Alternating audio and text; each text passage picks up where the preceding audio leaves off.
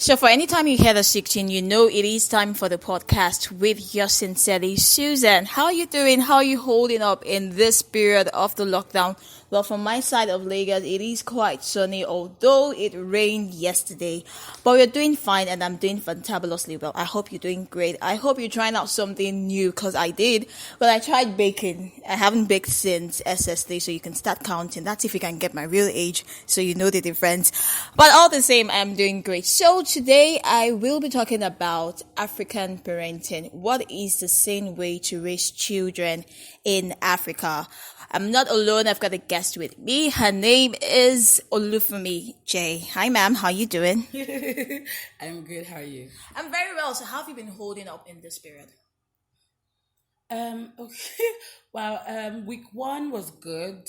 It was more, wow, we're only going to be on lockdown for 2 weeks. So I was really hyped week 1. I was doing a lot of baking, a lot of experimenting in the kitchen. I even took out my sewing machine. Wow. I bought it in August last year. So what else did I do in week 1? A lot of eating as well, food. In fact, I was eating a lot. I was like, this is the life. By week 2, it hit me that... So by week 2, I didn't realize that anything was going on with me mentally until probably the end of week 2. I realized, like, I'm not doing well. By week 3, I was like, okay, I'm so done with this. Well, currently in week 4, today is supposed to be the end of week 4, yeah? And I don't know. I think right now, I'm not even letting anybody pressure me. You know how they say, learn a skill, blah, blah, blah. Yeah. I'm not letting anybody pressure me right now because I'm more aware of mental health. So, and I know that right now, all I want to do is be healthy. Let my brain be healthy. Yeah, and it doesn't help when you have children and husband. Oh, yeah. How are you handling that? And having to see your kid 2-4-7 and all the shouting, stay here, okay, stay there, and all of that. Hey God. Week 1. So I currently work at a radio station. So my hours changed, and just before the lockdown started, I started going to work. I started leaving my house by 4:30 in the morning to start by 5 at the office. So I know that my daughter was doing badly with it because normally when she wakes up, she sees me. So there was a lot of probably readjusting from her end. Okay. So week 1 was more like, yay, I'm seeing my mommy regularly. Constantly. So she was always tying herself to me. And initially I thought it was cute that, but right now, come on, we're going. Like, I'm so done. And right now she wants only me to do everything for herself. Thankfully, I have like neighbors that are amazing. Oh, yeah. So and they have multiple kids. Maybe it's because I only have one child. So right.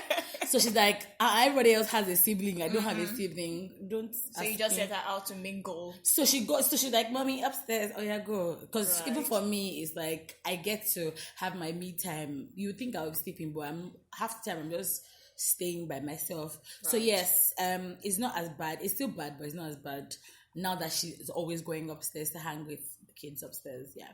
Right. Okay, so now you guys can see she has a kid. So she's in the best position to answer this question. Okay. What is the sane way to train a child? Wait, is this on the heels of the video that was trending last week? Exactly. I need to understand because I'm seeing different perspectives from singles and also from married. First of all, if you're single, you don't even have mouth to talk. Oh, yeah? But we're trained by parents, so we can actually opt out. Yes, but here's the thing. So when... My parents, I talked about this on my show. Yeah, so you can watch. I say you can watch. You can listen to me on TTFM 105.1. Okay. Sundays 47. Well, currently on a roster, so I'm only on Sundays right now. But when we resume, I'm Mondays through Fridays 5 to 11. Okay. And then Sundays 4 to 7 in the evening. Yeah. Right. So I talked about it yesterday, and I was saying that, for instance, my dad. He beats me. But then again, I was very naughty. I used to lie, I used to steal. So I know that the ones that he beats me for, those ones, I deserved it. Okay. There were some I did not deserve. Like the time where I think my mom had asked me to make yam. Okay. So I sliced the yam, put it on the fire, but left the back of the yam on the floor, and I went to play. Whoa. Unfortunately, my dad came back. It was in the kitchen. And then I got the beating of my life. Because I can imagine the back of the, and till now I'm like, Do you know how bad it was? He took me into his room to beat me. Wow. I just remember this now. I should talk about it yesterday. But I just remember that. Like, he beat me. And me, come on, that's the pastor. I was giving it back to him like that is, I was quoting scriptures for him. Really? Like, yes. You even had courage. Yeah. So, like, So and his boldness. bed had that spring thing. So I would go under, he'll remove it. Because, I kid you not, this beating was because I left the back of the yam. Granted, he had warned me that my dad doesn't like that, but I'm like, come on. Yeah. That was a bit extreme. There were other extreme things that he did. I can't remember. It's so weird. I just remember this one. But some I deserved, rightfully so, like I said. And there were some times that I knew that he was beating me out of frustration or he was projecting his anger on you. Case in point, I was 23. Was it 23? No. Boy, 21. No, not 22. Definitely not 21. 22 or 23. So we lived abroad for a while. My dad didn't even care that we lived abroad. He used to beat us. Yes, I kid you not. So, and whenever my dad he's going through trying times where obviously the people he takes it out on us. Yes. So it was later I realized that that's what he was doing. But that day, it was like my sister wears glasses. Okay. So she had lost a lot and she hated wearing her glasses. So I was the one that was supposed to be, after he had beaten her, it was now my responsibility as well to get beaten because I wasn't supervising her. First of all, I was at college. She was at secondary school. Okay. We're not even in the same place. So how? So there's another thing. My dad's a pastor, like I said. So one way he used to punish us was morning devotion. So we had first done devotion all through the night. Mm-hmm. Woke up in the morning for another set of devotion. And that day, the house was tense. Then I went upstairs to wash the bathroom and I put meat on fire. My mom just shouted, "Come on, Aaron, So I ran downstairs. I was like, oh my God, what's wrong with this woman? As I ran downstairs and checked, so it wasn't even burnt. It was a case of the water had dried up. And you know, African mothers now, Nigerian mothers, they like to use that water to cook. So my dad, I just heard brrr, and the staircase, because you know, like houses in England are cement and wood, so you would literally hear. Yeah, so I just heard my dad come down the stairs, grrr, and it came back. For the first time in my life, the first and only time in my life, I pushed him. Wow. Because, you just had to fight back. Yeah, because I knew, number one, I did not deserve it. Like, what's your problem? You've been doing this since yesterday. Stay by yourself. Mm-hmm. So I pushed him and I was like, oh, I remember the hairstyle I had on. I had Ghana weaving, Shadi Ado, braids at the back, and then the one in front. And then he pulled my hair. Wow. Yeah. So that one I knew. Even my mom had to talk to him and be like, you know that. It was like, why are you talking to him? It was your fault. So that's on one hand. On the other hand, in secondary school, my mom is the talking type. She just, you know, European mothers, they're like terrible with talking. So, but I really didn't care much for my mom's talking, but my dad's talking I did because he can speak big English. So he would just say something and be like, yeah, this one sounds really big. He's going to slap me with this one. SS2, after giving him our result, he was beating us for every D or E we got. And he goes, why do you like to live a life of mediocrity? And I was like, yeah. I had to, like, there was no Google there, but dictionary. I was like, wow. So for me, I don't like the beating. I don't like the talking. However, is it necessary? Yes. How did Paul say? Some things are expedient. Yes. So it's very, very expedient. Like, you need to be able to do it. If not, our children are just walking up and down like headless chickens. And that's not what we want. You know, so for me, with my child, I used to, that kind of thing. But I realized that she was always going like cowering, putting her hand up, like, in expectation that I was going to hit her. So I stopped. But right now, I spank her. And I tell her, this is what you did. She's just two, so it's not like I'm giving her heavy spanking. Though sometimes, to be very, very truthful, sometimes I give her heavy spanking and I feel bad after because, she's just two. What does she know after all? Do you understand? So, to this man, I have many questions for this man. Mm-hmm. Number one, has that child been failing for a long time? Number two, what school was he in? Is that the first school? Because he kept on saying 21K, what 21K? Yeah. Was that the first school? Number three, if he has been failing, that's not even the appropriate means to have addressed the situation. Like, there's so many layers to it. But do I think the man was physically abusive? No. He was. He wasn't. So the only reason why I would say kind of is because I don't like slaps. So slaps are very, very yay. Like, but maybe if he was spanking the child with a cane, people would have been like, oh, it was own jegbani. But because it's a slap, it seems more. But I don't think so. How many slaps? Did he not reach 5? He didn't reach 5, but then he was sitting down. He was abusing the child. I bet you that child would have a lot of fear in him. That's why he wouldn't want to have a one-on-one conversation with his father.